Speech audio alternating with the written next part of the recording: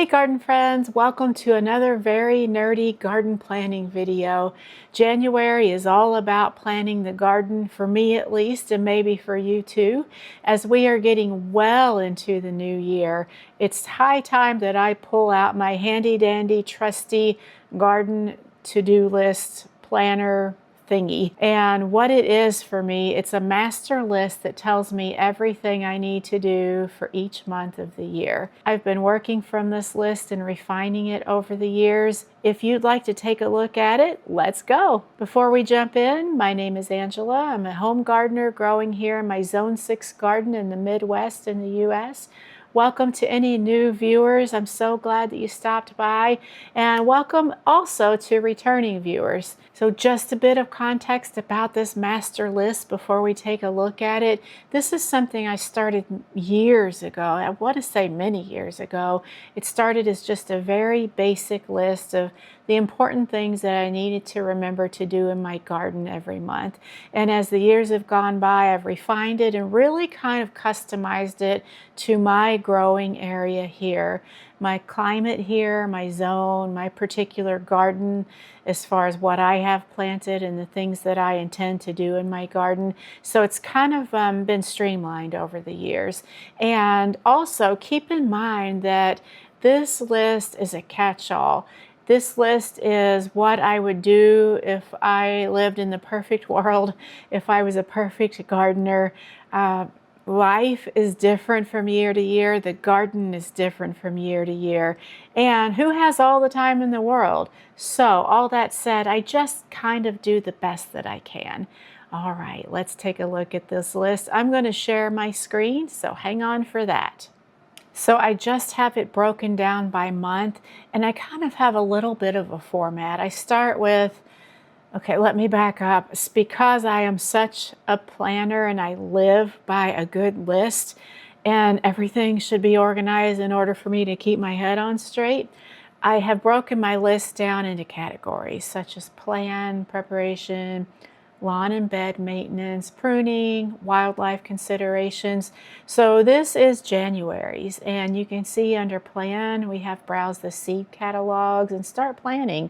Order new seeds if I'm going to be ordering any for this year. Haha, I'm just kidding, of course I am.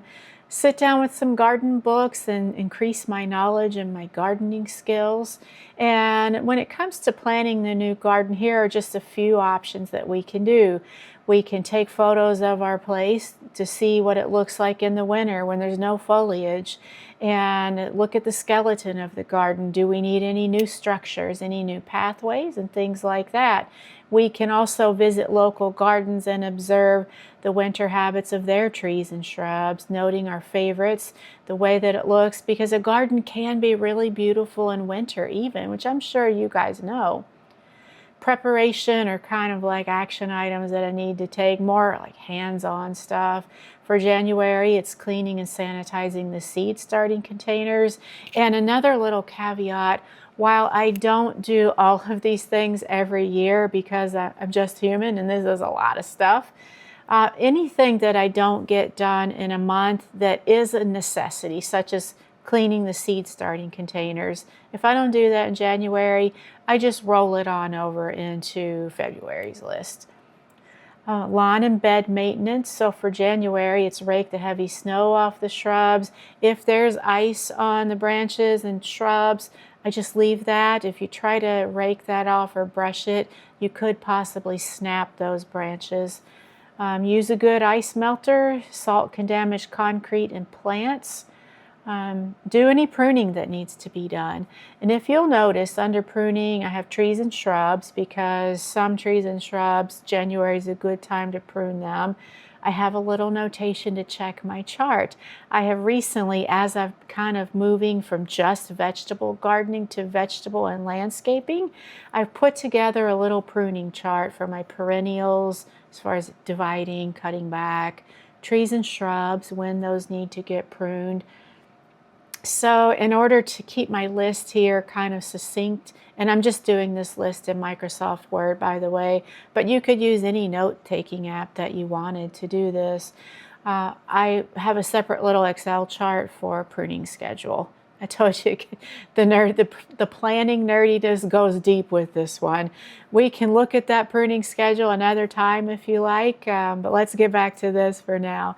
So for January, I also have wildlife considerations. I want to wrap any young trees to keep them protected, provide food and water for the birds and the other animals out there. And it gets into like the details there.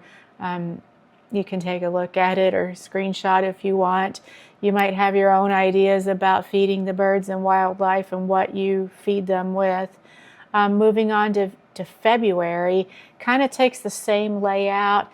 And you'll notice February and January are pretty short. If the Word document sheet is this big, the text might take up about this much space. So that's because these are the colder months and we're not out there actively working a lot. The one addition I have for February is to sow indoor. And that's because there are some things that I do sow in the house in February, namely onions, leeks, peppers. Those are the big three for me, but there are other seeds I can be sowing in February. Moving on to March, this is where the pages are going to get a little bit longer. I've got cleanup. We have a bunch of ornamental grasses here. I like to get those cut back in March, pushing into April if needed, definitely before new growth starts. Clean the bird feeders. I only keep my bird feeders up here from about November through March, roughly the colder months. Do any equipment maintenance, cleaning, do cleaning, oiling, sharpening blades. I have to be honest, this is one that I don't always do every year, although it's my goal to do better. Make sure the lawnmower is good to go, doesn't need any servicing. Preparations, ensure there are sufficient support structures in place for the veggie plants. If not, get started on building those or assembling as needed. It kind of follows that. This one, the difference here for March, I've got, okay, sowing indoor and outdoor, check chart. So just like I have a pruning chart in Excel, I have a seed starting chart, which I will show you. I already have a video planned for that. It'll come after this one, probably next week. Indoor and outdoor sowing, it just makes it a little bit easier to have it laid out in a table format rather than a big long list adding to what's already on this to-do list. Seedling care, so I can up pot any seedlings that are ready. And I've started doing something a few years ago where as soon as the daytime temperatures hit 50s and higher, a lot of my seedlings that have until then remained indoors, I go ahead and start setting them out in the daytime, especially those that can handle cooler temperatures such as onions, leeks. And I just put them out during the day and only during when that temperature is 50 or higher. As soon as it gets too cold or it starts getting darker, bring them back in, put them under lights indoor or put them to bed for the evening. And I found that doing that really has helped my seedlings get a head start. So just not telling you guys to do it. Do the best way that you know how or that you want to. I'm sure you all have your own ways of doing things. Just telling you that this is something that has really worked for me these last, I'd say since 2021 I've been doing that. Seen a huge difference, especially with my pepper seedlings. Now those, I have to wait till daytime temperatures are in the 60s or higher. So it's a little bit later in the year, but I start setting those out as soon as I can, pulling them back in the evening or early evening, late afternoon. The natural sunlight is so much more beneficial for our seedlings than the grow lights ever will be. At least that's been my experience, and it gives my plants a head start. Okay, back to here. Planting, if the weather's good, I can go ahead and get some trees and shrubs planted. For propagation, if I want to dig and divide any perennials, I can possibly do that this month. Top dress trees and shrubs in containers before new growth starts. And there still is some pruning that can be done. moving into April, and as you gardeners know, April seems to be the month when the stuff hits the fan. I always say that April and May are the very busiest months in a gardener's life. After that, it just becomes more maintenance until the fall, and then it gets busy again. Anyway, April, I don't have time to do a lot else really. So I've got the same kind of categories here. The one addition is transplanting, as far as getting the seedlings that have been in the house up until now outside. Onions, leeks, broccoli, Brussels sprouts, cauliflower, cabbage, and I have lavender in here. Not that I grow that every year. I think I added that one year when I was doing lavender. I don't do cabbage, cauliflower, Brussels sprouts, broccoli every year either. It's kind of just whenever I feel like I have the space to put them in the garden, I'll do it. You can plant cool weather annuals. And let's see, moving on into May, there's a bunch of transplanting going on because our first frost here, last frost, is usually late April. So after that, I usually wait until we're into May before I start putting things like tomatoes, eggplants, and peppers outside. But that's when this all happens, in May. So it's busy in May.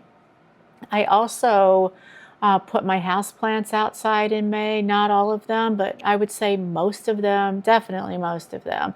They go outside every summer. I call it their summer vacation. They seem to thrive.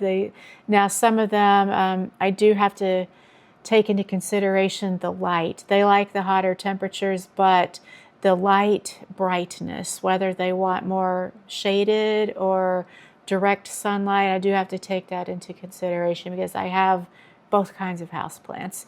So, but as long as I keep those things in mind and give them the conditions that they like and need, they really seem to do well outside. And it makes like the walkway pretty when I have the houseplants in the porch. What else? So kind of the same things, and same into June. June we get into considerations where we're really watering more deeply because it's getting hotter. Worry about mosquito control and take measures to deal with that. Start harvesting vegetables, herbs. If we're cutting any flowers to bring inside, we can do that. July is very, very similar to June. Very. And then August, it's pretty similar. Those 3 hot summer months are very similar. Yeah. Then we're getting into the fall. So as we're harvesting, we can save excess seed. We need to clean out our greenhouses and clean the greenhouse glass. We can start planting perennials as the temperatures cool down. Perennials, trees, shrubs, spring blooming bulbs. And then continuing on into the fall, there's a lot of cleanup. And as you may have noticed, while the categories tend to stay the same, as the months change, the list within those categories gets longer. So for October, my cleanup list is really big, long. And we're still planting perennials, trees and shrubs, still harvesting any late season crops. If anything is still producing, saving seeds. November, we are kind of really approaching winter, and we're doing things like unhooking our hoses. Maybe not quite yet, but maybe, yeah. It just depends on how cold it is where we are. And we're getting back into wildlife considerations, wrapping our trees. If we're feeding the wildlife, taking that into consideration.